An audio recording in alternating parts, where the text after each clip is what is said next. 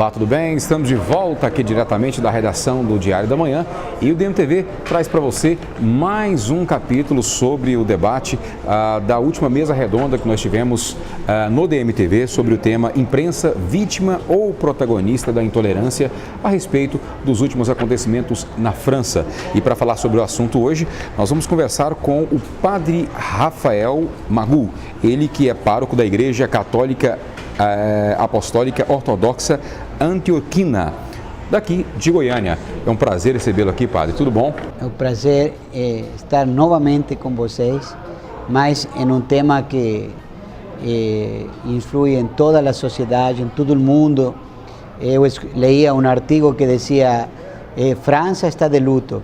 Eu acho que hoje o mundo está de luto, e porque o mundo está de luto porque inclusive está dividindo as pessoas em je suis Charlie ou je ne suis pas Charlie. Em realidade é ou sou ou não sou, não? E isto é um tema muito mais profundo que ser ou não ser ou poner-se de um lado. Temos que ver de vários ângulos e analisá-lo muito mais profundamente, porque é um tema que influi e vai influir en los años que vienen en muchas decisiones, até políticas mundiales, sí. Porque nós vimos 1000 años depois as consequências das cruzadas, que até agora estamos falando, e tem também suas duas visões, aquele que tentou resgatar lo sacro, lo santo, e aquele que era impuro. E hoje estamos quase também em lo mesmo. O sea, aquele que ataca e aquele que é defendido, ¿sí? E em realidade é o que falou também Leonardo Boff por meio de pensador John Dennon, que dizia: a morte de cada pessoa me diminui. E me diminui por quê? Porque eu sou parte de uma humanidade, eu sou desta humanidade. Então, o que está acontecendo em França, em Síria, no Líbano, em Iraque e em tantos outros países, claro que me influi, porque eu sou um ser humano e tenho sentimentos. E eu acho que isso é o mais importante que está acontecendo. Estão mexendo com os sentimentos das pessoas, que é o mais caro que temos. Aquele sentimento da livre expressão e aquele sentimento del que se sente ofendido. Temos que ter essas dois análises, porque para aquele que se expressa desde seu conceito ocidental, ele expressa o que sente, diz o que pensa, mas nós também temos que pensar na outra pessoa. Por exemplo, no muçulmano, pintar a imagem de Mahoma, já pintarla, não de um jeito como caricatura ou algo, sino de outro jeito. Só pintá-lo já é uma ofensa, porque é uma proibição. Então, para o muçulmano tradicionalista é uma ofensa. Agora, isso não justifica o outro, mas é o que estamos falando, Alex, na prévia, antes de falar aqui ao público, e que eu lo transmito tal qual como eu penso. Se nós temos em Brasil uma paixão por o futebol, eu quero que o que está escutando-nos se imagine, em plena torcida de São Paulo, eu sou corintiano e grito Corinthians, viva Corinthians, o que acontece comigo? Quem nesse momento vai pensar? Ninguém pensa, age por la paixão, age por el sentimento. Imagina estas pessoas que não são religiosas e que têm outras intenções e que usam a religião por esse sentimento de ofensa que sentiram. Ainda mais. Sim. Você deu o exemplo da torcida adversária movida pela paixão. Um torcedor cai lá no meio da torcida do São Paulo, grita Corinthians, logicamente que ele vai ser linchado e provavelmente vai ser morto. Exato. No caso do que aconteceu na França, o senhor morou muitos anos no Líbano, né? O senhor é licenciado em teologia no Líbano, ou seja, o senhor conviveu muitos anos entre os muçulmanos, o senhor entende muito bem, o senhor é um especialista, até diria, da cultura muçulmana. Como é que funciona basicamente esse tipo de representação de intolerância para os muçulmanos, a ação dos dois irmãos representa uma parte do idealismo muçulmano, ou isso não representa em absolutamente nada, simplesmente são pessoas que agem por impulso, representa a ideologia deles, mas eles não acreditam nessa violência? Representa o sentimento deles, de bronca, ¿sí? De impotência, porque a pessoa mais cara para eles está sendo humilhada, mas não representa a ação, ok? O ato de matar não representa o sentimento, ¿sí? Mas porque eles eram movidos pelo sentimento. Pelo sentimento de ofensa. É uma ofensa para os muçulmanos, uma ofensa muito grande. E desde o Oriente, eu sempre explico isto, porque inclusive a religião mesma desde o Oriente, eu posso chegar a dizer que quase não existe a dicotomia, ¿sí? De isso, a religião entra no dia a dia, en alimento, en las comidas día a día, en los complementos. Por ejemplo, aquí uno entra y dice, hoy, en la cultura árabe, uno entra diciendo, a paz esteja convosco. Y la otra persona responde, que a paz do Senhor te acompanhe. Ou seja, muitos complementos diários se inclui a presença de Deus no meio. Ou seja, eu acho que ainda não chegou no Oriente a secularização que temos nós no Ocidente. Um dos grandes desafios que nós temos no Oriente é a vanidade, o vano, não? Fazer que a religião seja algo vano, algo comum, algo light. Para eles é muito mais prioritário a religião que qualquer outra coisa. Religião, cultura e política, tudo está misturado. Nós temos em Líbano até hoje 18 confissões religiosas. Las confesiones religiosas, seus diputados corresponden, siendo democrática, corresponden a religiones determinadas, porque la religión está envolvida en la política y la política en la religión. Temos, até agora, en Líbano, por ejemplo, el único país de Medio Oriente que o presidente tem que ser cristão, por constitución. Y olha, hoje o problema que tem en Líbano mismo, que no tem presidente, porque no se colocan de acuerdo entre las autoridades mismas cristãs, porque los cristianos son tienen que escolher cuál va a ser su candidato. Y la mayoría lá hoy, la mayoría son musulmanes, mas respetan la constitución, que fue en su origen, a mayoría eran cristianos. Hoy, a mayoría, ¿por qué? Porque después de la guerra de los 70, los cristianos, la mayoría, emigraron. Nós, en Brasil, tenemos más de 10 millones de origen libanés, en donde más del 80% de eso son cristianos. En Líbano, hoy, fuera del Líbano, tenemos más cristianos que dentro del Líbano.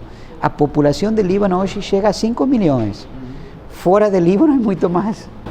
Bom, os cartunistas, a Charlie, ela com as suas charges, eles atacavam não só os muçulmanos, como também os cristãos. O senhor, como um padre cristão, e diante da ciência do que representa aquela ofensa, muito bem, por ter morado muito tempo junto com os muçulmanos, convido com eles e conhecendo a cultura e vendo o tamanho da ofensa, do que eles representavam, da caricatura que eles faziam, o que isso representava para os muçulmanos. Depois de tudo isso acontecido, a tragédia, e agora se discute muito sobre essa questão da mídia ser vítima ou protagonista da intolerância. O senhor, na atual conjuntura, o senhor é Charlie ou não é Charlie? Eu sou Padre Rafael. Eu não sou nem jesuí, nem je ne suis pas. Por quê? Porque neste momento eu acho que hay que ser muito profundos, muito prudentes, porque a prudência e a sabedoria é o que nos vai levar a voltar a entrar em comunhão com a humanidade toda. Para entrar, ou seja, nós temos que pensar no seguinte: nenhum extremista é bom, porque você não pode dialogar com eles. Com quem vai dialogar? É o problema hoje de Síria. Originalmente, você tinha o governo, o regime, com o qual o Senhor podia falar com ele, y los que no eran del régimen. Los que no eran del régimen eran los fundamentalistas, que desde Occidente se ayudó, se apoyó. Hoy se dieron cuenta cuáles eran las consecuencias de ese apoyo, ¿sí? Y el apoyo es, ¿cuáles son las consecuencias? La consecuencia es frenar un poco, no incentivar esto. Por ejemplo, el nuevo número de que Mahoma o Muhammad llora, voltar a mexer con algo que a longo prazo o a corto prazo va a trazer consecuencias negativas, ¿sí? Negativas porque el Señor no está hablando con personas que tienen una visión solo desde la visión que nos escribimos, que expresar y por medio de una caricatura expresar un pensamiento, una mensaje. Ellos fican en la imagen misma, no van a la tercera dimensión. Nós estamos falando de lo que soy eu, lo que está enfrente y lo que está detrás, o sea, o visible de esa imagen me lleva a lo invisible, ¿sí? En este caso, nós estamos falando con personas que tienen dos visiones, eu y lo que tengo enfrente, y lo que tengo enfrente es una ofensa. Entonces, ¿por qué fomentar esa ofensa? Esa es la pregunta que yo hago. Si ya sabemos que troce es negativo, tenemos que frenar, hacer otras cosas que nós podemos hacer livremente. Eu acho que toda expresión tiene que tener su límite, ¿ok? No llegar a la humillación de las otras personas, porque eso es ataque contra ataque, y no termina más. Y entramos en otra guerra pior que las cruzadas. Uns exemplos aqui, o senhor acabou de falar sobre essa coisa do respeito e os limites nessas publicações, ou seja, na imprensa, seja como for. O respeito, acima de tudo, das suas culturas. Aqui nós temos uma das charges famosas, né? A primeira charge em que se diz se Maomé voltasse, pontinho, tá aí Maomé dizendo, eu sou profeta, idiota, e o outro, cale-se, infiel, grita o radical. Por si só, já é uma grande ofensa por estar representando a figura do Maomé.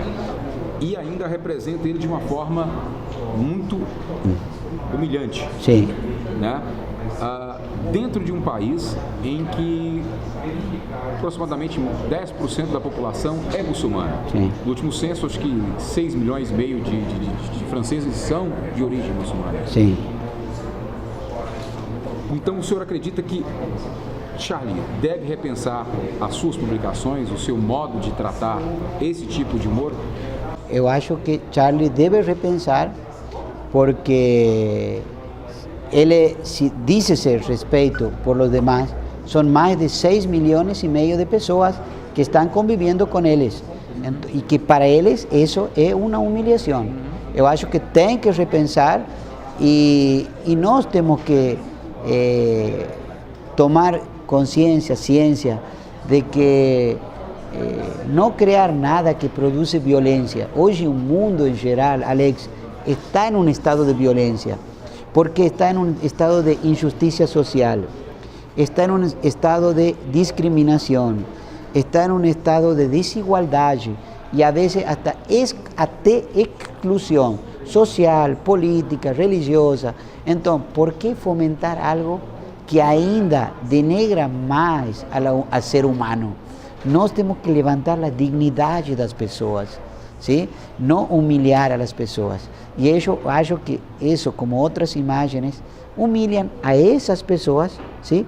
Que se sienten tocadas sentimentalmente, que mexieron con lo que más ellos aman, que es su profeta. Y otra cosa, para nós, por ejemplo, los cristianos, a Biblia, ¿qué es la Biblia? Palabra acerca de Deus, ¿correcto? Para que vocês tenham uma ideia de lo que Mahoma es para eles. Para los musulmanes, o Corán, que es el libro quase equivalente, podemos decir, que es el libro de base, de alicerce de ellos, no es palabra acerca de Deus, es palabra de Deus.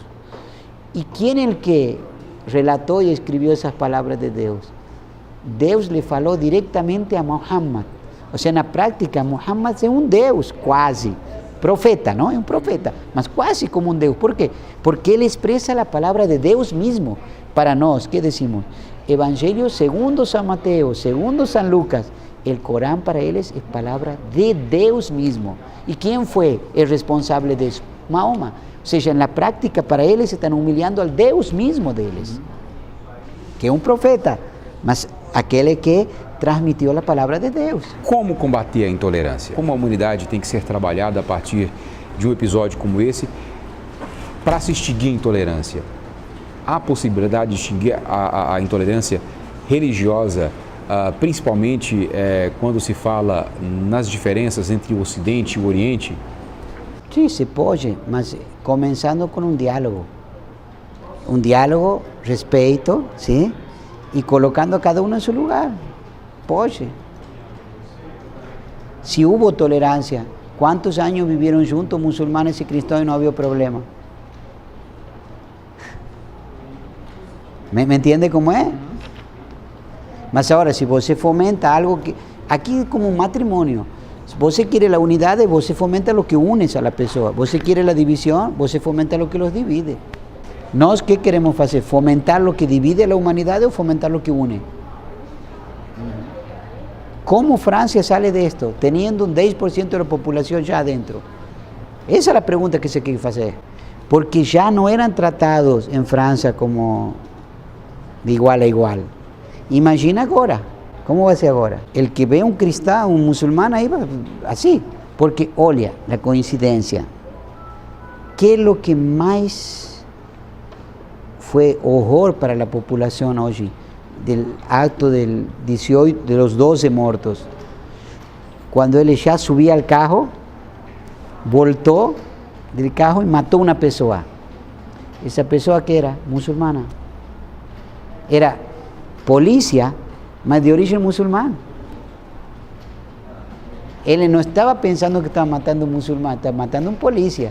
E como é o mensagem? Matou um muçulmano sem saber. Muito bem.